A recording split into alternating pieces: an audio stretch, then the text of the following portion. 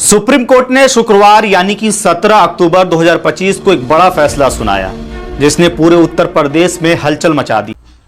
समस्त नमस्कार ख्रीष्टीय प्रिय भाई भाई माने विरोधी मान लगिला 440 वोल्टर झटका आ झटकाटा एमती लगी से जीवन केबे भूलिबे नाही। ए जो 440 वोल्टर झटका मान लगिला एमाने केबे भूली पारिबे नाही कि आउ थरे ख्रीष्टियान मान सहित लगिबा निमंते साहस करिबा नाही। मु आजिर भिडियो आपन को दुईटी भिडियो क्लिप देखेबी। प्रथम मु देखेबी जे विरोधी माने केमते हैरान करते आउ द्वितीय मु देखेबी जे ए विरोधी मान को सुप्रीम कोर्ट केमती गोटा बहुत बड़ा किला केमती गोटा देइछि। तबे प्रिय बंधुगण वीडियो को आम आरंभ करवा चलतु आउ विलम्ब न करिकी आज वीडियो को आरंभ करवा। आउ जदि ये वीडियो आपन को पसंद आए जदि भल लगे वीडियो को निश्चित भाव शेयर करेंगे। आउ जब चैनल को प्रथम थर आसछन्ति चैनल को सब्सक्राइब करेंगे। तबे चलतु आम आरंभ करवा। अत्याचार करना बंद करो, ईसाइयों पर अत्याचार करना बंद करो, ईसाइयों पर अत्याचार करना बंद करो, आदिवासियों पर अत्याचार करना बंद करो। ईवीएम ने क्या किया, देश का सत्यानाश किया। ईवीएम ने क्या किया, देश का सत्यानाश किया। ईवीएम हटाओ, नमस्कार, मैं मोहित जाटौर, आप मेरे साथ देख रहे हैं तीरंदाज न्यूज। भारत मुक्ति मोर्चा के द्वारा पूरे मुंगेली जिले वासियों के द्वारा आज महामहिम राष्ट्रपति महोदय के नाम से ज्ञापन यहाँ मुंगेली में कलेक्टर साहब को सौंपा गया है और जानते हैं क्यों आए हैं और इनका कारण क्या है और ऐसी क्या स्थिति उत्पन्न हुई है कि लोग आज सड़क में धरने के लिए आंदोलन करने के लिए उतावलू हो गए उतर आए हैं। बताएंगे क्यों आए हैं और किस बात को लेकर आए हैं। सर, मेरा नाम मंगल सिंह एक्का है और मैं ग्राम महामाई पोस्ट सुरही थाना तहसील लुरमी जिला मुंगेली छत्तीसगढ़ का रहने वाला हूं। और आज 15 अक्टूबर 2025 है। बामसेप के ऑफशूट विंग भारत मुक्ति मोर्चा के द्वारा भारत के 567 जिला में आज के तारीख में भारत मुक्ति मोर्चा के द्वारा राष्ट्रव्यापी आक्रोश रैली है और राष्ट्रपति महामहिम को हम ज्ञापन दिए हैं। और हमारा राष्ट्रव्यापी चरणबद्ध आंदोलन के मुद्दे हैं सभी चुनावों में ईवीएम को हटाकर बैलेट पेपर लागू करने के लिए। दूसरा मुद्दा है पिछड़े वर्ग ओबीसी की और सभी जाति समूहों की जाति आधारित जनगणना करने के लिए। आदिवासियों पर हो रहे अन्याय के विरोध में मुस्लिम, ईसाई और बौद्ध समुदाय के संवैधानिक अधिकार सुरक्षा और धार्मिक स्वतंत्रता की रक्षा के लिए एवं इन समुदाय के साथ हो रहे धार्मिक भेदभाव, हिंसा और उत्पीड़न और मामबंचलिंग के विरोध में एसटी, एससी, ओबीसी के कर्मचारियों को पदोन्नति में आरक्षण तत्काल लागू किया जाने के लिए बहुजन समाज से जुड़े अन्य महत्वपूर्ण राष्ट्रीय तथा स्थानीय मुद्दों के लिए आज का हमारा मेन मुद्दा है। किस टाइप का आप लोग के साथ अत्याचार हो रहे हैं? तमाम प्रकार का अत्याचार हो रहा है। जैसे आदिवासी लोग जैसे ईसाई हैं तो उन पर तुम ईसाई हो रहे हो, तुमको आरक्षण नहीं मिलेगा, तुम धर्म परिवर्तन कर रहे हो, ऐसा टाइप के आदिवासियों के ऊपर, जबकि संविधान से प्रदत्त अधिकार हमें हैं। हम आदिवासी पिछड़ेपन की वजह से हमें आदिवासी का दर्जा मिला, आरक्षण मिला है और हम स्वतंत्र हैं। किसी भी धर्म को हम अपनाएं, हमें किसी प्रकार से मतलब हस्तक्षेप नहीं, संविधान से हमें आज़ादी है। धर्म विरोधी कौन है, किसको मानते हैं? अब धर्म विरोधी जो मनुवादी लोग हैं, जो उनको अच्छा नहीं लगता, उन लोग ब्राह्मण धर्म को हमारे ऊपर थोपना चाहते हैं और अपना वो करना चाहते हैं। कौन लोग हैं मनुवादी लोग? मनुवादी लोग ब्राह्मणवादी लोग हैं जो ब्राह्मण धर्म को अपने ऊपर जो करते हैं, जो संविधान के विरोध में है, वो सभी कोई हमारे विरोध में है। हमारे साथ और हैं, उनसे भी बात करते हैं। किस बात को लेकर आए थे भैया आप? जी, हम लोग भारत मुक्ति मोर्चा के अंतर्गत आए हैं और हम चाहते हैं भारत में एक ऐसा संविधान के अंतर्गत जो कार्य होना चाहिए, शासन प्रशासन उसका दुरुपयोग करके कार्य कर रहा है। लीजिए, हम लोग जैसे भारत को धर्मनिरपेक्ष राज्य मानते हैं, ऐसा देखने को नहीं आ रहा है।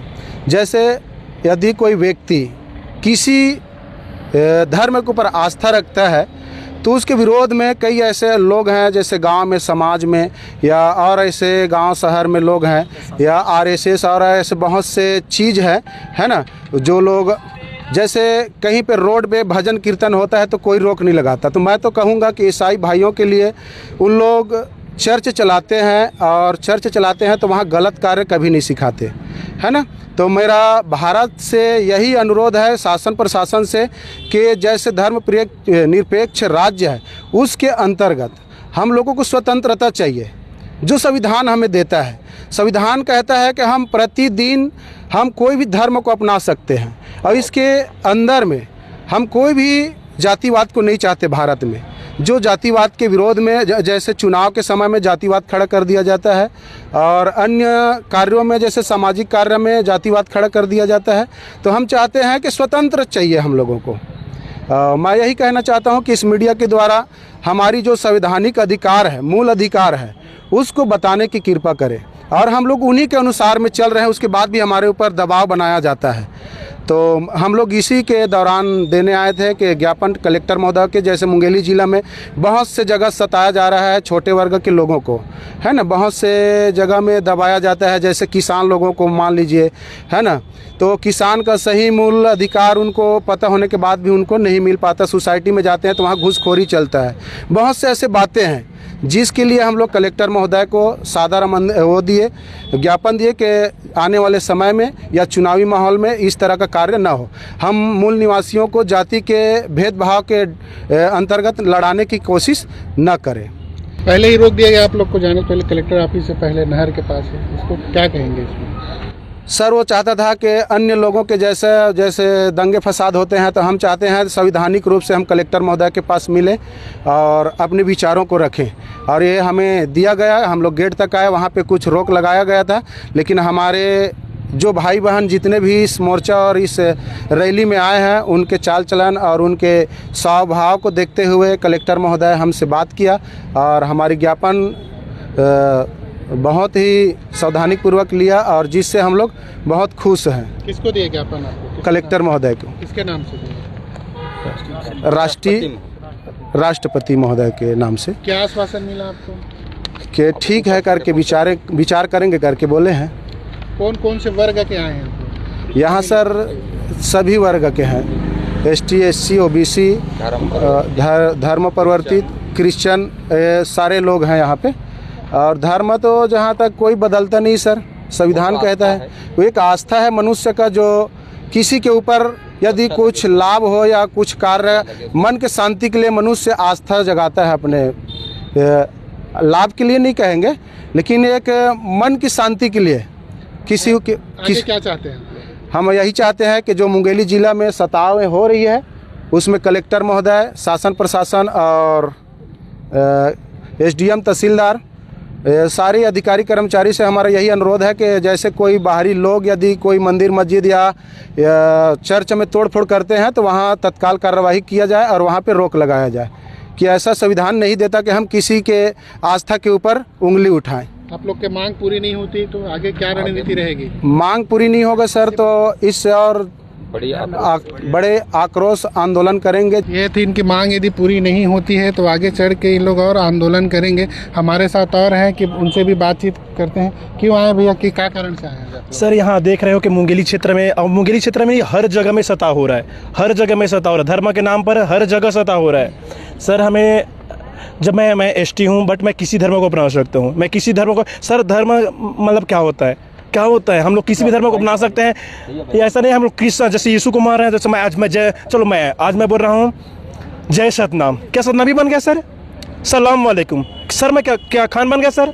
जब मैं जय मसीह का बोल रहा हूँ क्या मैं ईसाई बन गया हूँ? नहीं, सिर्फ किसी का धर्म को हम पूजा कर रहे हैं, प्रचार कर रहे हैं, किसी धर्म में आस्था में रख रहे हैं, तो हम लोगों का धर्म परिवर्तन नहीं हो रहा है। सुप्रीम कोर्ट ने शुक्रवार यानी कि 17 अक्टूबर 2025 को एक बड़ा फैसला सुनाया जिसने पूरे उत्तर प्रदेश में हलचल मचा दी है। कोर्ट ने धर्मांतरण रोधी कानून के तहत दर्ज कई FIR को रद्द कर दिया है, यानी जिन लोगों पर आरोप था कि उन्होंने हिंदुओं को ईसाई धर्म में बदलने की कोशिश की, उनके खिलाफ दर्ज कई मुकदमे अब खत्म कर दिए गए हैं। कोर्ट ने साफ कहा है कि आपराधिक कानून किसी निर्दोष को परेशान करने का हथियार नहीं बन सकता। कोर्ट ने कहा कि अगर ऐसे ही मामलों में बिना सबूत लोगों को फंसाया जाएगा तो यह न्याय नहीं बल्कि न्याय का मजाक होगा। दरअसल ये फैसला 2 जजों की बेंच ने दिया है, जस्टिस जेबी पाद्रीवाला और जस्टिस मनोज मिश्रा ने। दोनों ने कहा है कि ये एफआईआर कानूनी और प्रक्रियागत दोनों ही स्तर पर गलत थी। इनमें कोई ठोस सबूत नहीं था कि किसी को जबरन या लालच देकर के धर्म बदलवाया गया है।